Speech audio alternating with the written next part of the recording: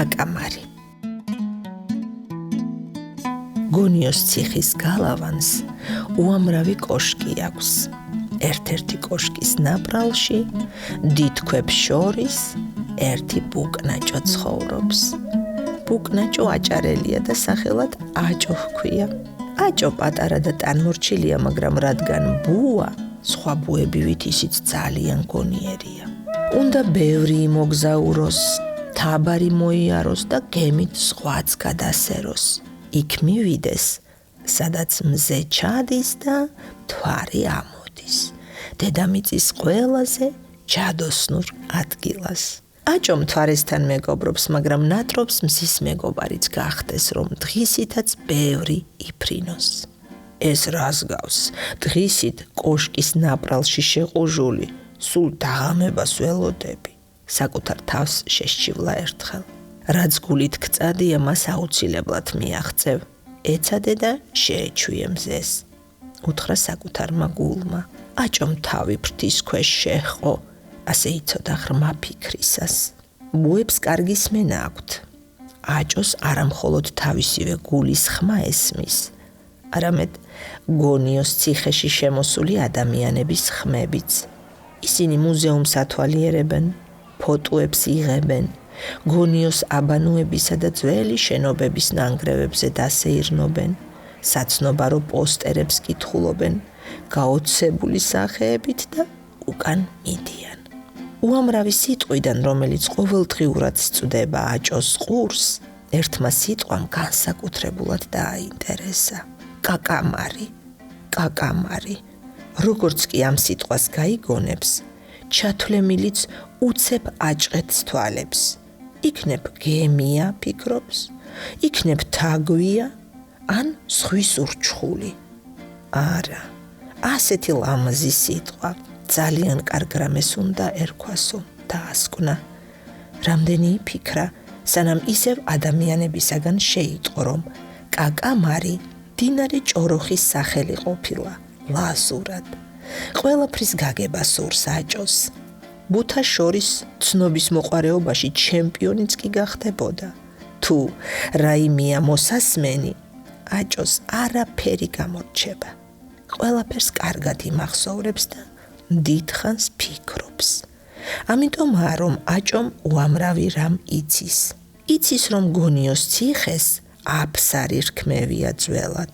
სიტყვა ფსა, ფასა, ფასი ქართულად წყალს ერქვა თურმე. იცის, რომ გონიოს ციხე შავი ზღვისა და მდინარის ჭოროხის შესართავთან აუშენებიათ.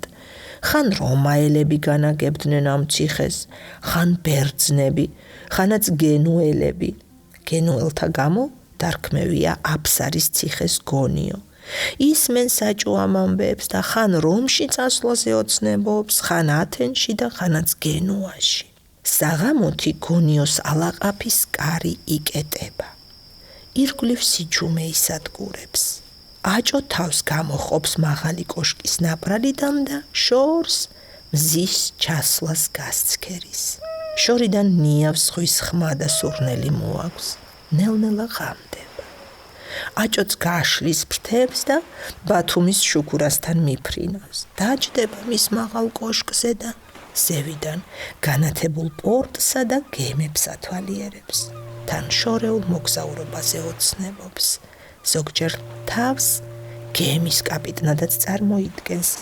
იქნებ სწორედ გემს დაარქვას თავისი საყვარელი სიტყვა კაკამარი, როგორ მოუხდებოდა. ადრე ბათუმის სანაპიროზე ეს შუქურა ყოფილა ყველაზე მაღალი შენობა. ღამ-ღამობით გემებს უნათებდა გზას, როგორც ყველა სხვა შუქურა. ახლა უამრავი მაღალი კოშკი და კორპუსია ბათუმში, შუქურაზე მაღლებიც და უფრო მოციმციმეებიც. დიდხანს ზის ხოლმე აქ. მერე ისევ გაშლის ფრთებს და ახლა მახინჯაურისკენ გაფრინდება. იქიდან მწვანე კონცხისკენ, იქიდან ციხის ძირისკენ. ძალიან უყვარს პეტრას ციხის ძველი ნანგრევებიდან ზღვის ყურება. იცის, როგორი სანაპირო აქვს ქობულეთს, კაპროვანს, რა ლამაზია ჩვენი სამშობლო, ფიქრობს აჭო ბიჭი და ფრთებში ძალა ემატება. ერთხელაც საოცარი რამ მოხდა. აჭომ მზედამთვარე ერთად დაინახა ცაზე. გული აუფანცქალდა. ამიხდა ოცნება, ორივეს მეგობარი გავხდიო. ეს კი ნიშნავს, რომ მზეშიც შევძლებ ფრენას და მოგზაურობასო. წარმოუდგენელი ამბავი გავრცელდა მთელ საბუეთში მაშინ. აჭო ბიჭმა შეუძლებელი შეძლო, მზის სინათლეში იფრენს დღეიდანო. ვინიც ის რამდენ ბუს გაუჩნდა იმედი, რომ ისინი შეძლებდნენ იმას, რაც ერთმა ბუკნაჭომ შეძლო. ასე იყო თუ ისე, ერთ დღესაც აჭო მაღალმთიან აჭარაში სამოგზაუროდ გაფრინდა. ნელა და დინჯად მიფრინავდა აჭო ბიჭი. გზას ნამდვილი მოგზაურივით მიიკვლევდა. დაბლა მანდარინისა და ფორთოხლის ნარინჯისფერი ბაღები ანათებდა. თვალს ძლივს უსწორებდა აჭო ბიჭი ამ სიმწვანეს, ხასხასას, ცოცხალს, ფერადოვანს. ადრე მთვარის სინათლეში ვერც ამჩნევდა აჭო, რამდენნაირი ყოფილა მწვანე ფერი. მთის ფერდები, ულამაზესი ეზოები, ათასფერად აყვავებული ყვავილები და ლამაზი სახლები. შორს უკიდეგანო ლურჯი ზღვა და წამოსჩანდა. სუნთქვა ეკროდა პატარა ბუკნაჭოს ამ სილამაზით. გადაუფრინა ქედას, გადაუფრინა შვახებს და ბოლოს ხულოშიც ჩაფრინდა. დინარე ჭოროხის და ტყეების სიგრილე სიამოვნებდა აჭო ბიჭს. აქეთ-იქით შეფენილ სოფლებს ათვალიერებდა. მთის კამკამატბებსაც გადაუფრინა, ღრუბლებსა და ნისლებს თავზე მოექცა. თამთას ისე ებმოდა, როგორც ბათუმში ზღვის ტალღა ტალღას. მთების ზღვაც ვნახეო უკვირდა, ჰაერი და სივრცეები ლიბლივებდა. ეგონა ჰა, საცა, ცას შევეხებიო.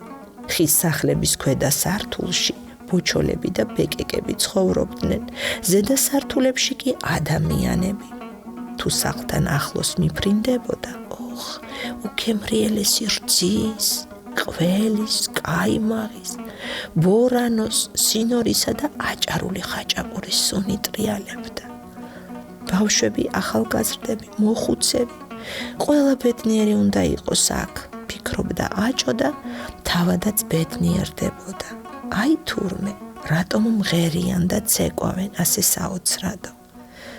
რა გემრიელი საჭმლის მომზადება იციან ადამიანებმა, ისევ თავის თავს ელაპარაკებოდა აჭო. ბეშუმი, კოდერძი, ხიხანი, თაგოსაბაგირო, მრგვალი თაღოვანი ხიდები, ნისლება აშლილი მთები. რა არ ნახა ჩვენმა აჭო ბიჭმა? გაოცებული იყო, ზღვაზე ლამაზი არაფერი მეგონა და ეს რას ღაპრულ ადგილებში მოუხდიო. ბოლოს დაღლილი და სილამაზით გაბროებული აჭო ერთი სახლის ხვენში შეფრინდა. ცოტა დავისვენო, ფრთაში ძალა დავიბრუნო. სახლში დედა იჯდა, კარგავდა და თან პატარა შვილს უმღეროდა. ჰოი ნანა, ნენეს ნანა. აჭოს გული აუჩუყდა მათ დანახვაზე და უცებ ძალიან მოენატრა თავისიანები. იფიქრა, ხვალ უკან გავეშურები გონიოსკენო. ბევრი რამ ნახა და მოუნდა ყველაფერი მოეყოლა ოჯახისთვის. იმხელა გზები გაიარა აჭომ. ვინღა აკადრებდა ეთქვა, პატარა ბიჭი ხარო. ნელ-ნელა ცა ვარსკვლავებით მოიჭედა. იფიქრებდი, ამდენი ვარსკვლავი ცაში ვერ დაეტევა და დაბლა ჩამოიფნევაო. აჭოს ასეთი ცა არასოდეს ენახა. იმდენ ხანს უყურა, იმდენ ხანს ბოლოს ასე თვალღიას ჩაეძინა. სიზმარში დიდი გემი ნახა, რომელიც ცაში მიცურავდა. იქითკენ, სადაც მზედამთვარე ერთად იყო. გემს დიდი ასოებით ეწერა, კაკამარი. გემბანზე აჭო იდგა და გემის საჭეს ყოჩაღად ატრიალებდა. შორს ბათუმის შუქურაც ციმციმებდა. ყველა გზაში ნისაკენ სჯობს. თავის თავს ეუბნებოდა აჭო ძილში და გული ბედნიერებით ევსებოდა.